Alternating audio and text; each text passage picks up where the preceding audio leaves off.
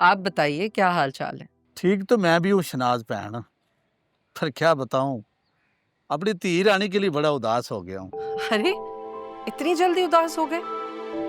अभी तो नाजी थोड़े दिनों के लिए यहाँ आई है, जब अपने ससुराल चली जाएगी फिर क्या करेंगे आप? फिर तो अपने दिल को समझा ही लेंगे कि अब नाजी अपने घर वाली हो गई है। वैसे मेरा तो दिल बड़ा खुश है नाजी के यहाँ आने से, रौनक हो गई है मेरे घर में। मैं तो चाहती हूँ कि उसे हमेशा हमेशा के लिए अपने पास रख लूं। शनाज परजाई वो आपकी ही धी है। अब देखो ना, हमने कभी आपको अपने से वाक़ समझा? ये बात कहकर तो आपने मेरा मान बढ़ा दिया भाई साहब, बहुत शुक्रिया। लो, भैन भरा में कोई शुक्रिया वाली बात होती है भला? सही कह रहे हैं आप। अपना बहुत ख्याल रखिएगा, आपसे इंशाल्लाह जल्दी बात होगी। अल्लाह हाफिज। ये किस चीज की प्लानिंग हो रही थी मामा? हाँ, इधर आओ, बैठो बैठो। हाँ,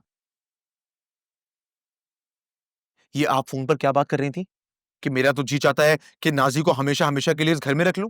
हाँ तो इसमें हर्जी क्या है? मामा ये कैसे पॉसिबल है? एक जवान लड़की को आप इस घर में कैसे रख सकती है मेरे होते हुए?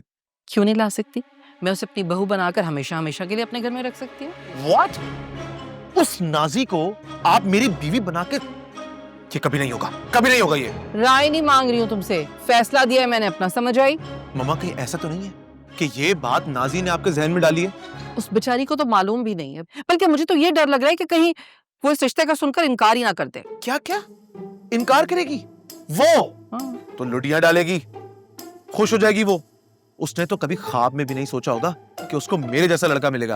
अरे तो हमारी नाजी में कौन सी कमी है? उस जैसी खूबसूरत, समझदार, सलीकामंद लड़की चिराग लेकर भी ढूंढोगे ना तो नहीं मिलेगी तुम्हें। हाँ हाँ जाहिर है, नाजी तो इतनी अच्छी लड़की है कि हाथ में सूरज लेके भी ढूंढूंगा तब भी नहीं मिलेगी ऐसी कोई और। बिल्कुल, बस मैंने सोच लिया, अब कोई अच्छा सा मौका देखकर ना किसी दिन भाई साहब से मैं तुम्हारी और नाजी के रिश्ते की बात पक्की कर दूंगी। एक बात आप भी मेरी सुन ले, चाहे आसमान टूटे या जमीन फटे, आप ऐसा नहीं कर सकती।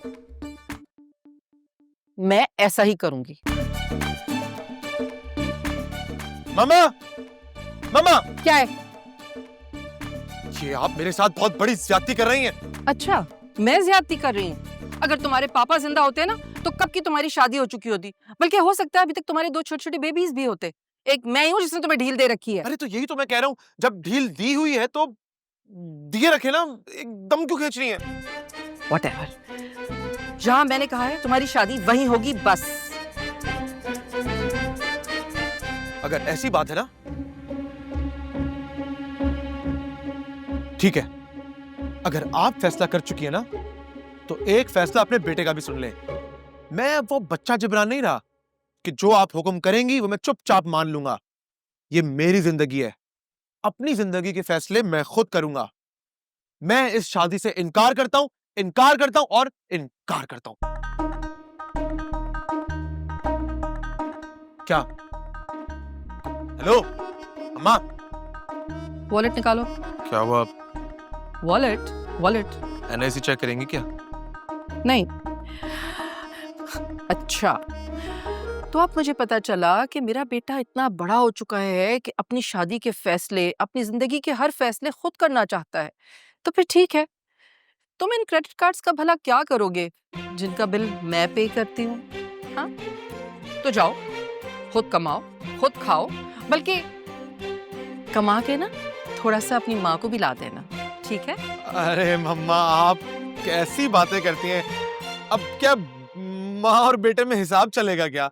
हाँ, आपके पैसे और मेरे पैसे कोई अलग थोड़ी है, एक ही है। आप ये इस तरह की बात। Oh really? अरे आपस में क्या हिसाब करेंगे मम्मा? क्रेडिट कार्ड से लिए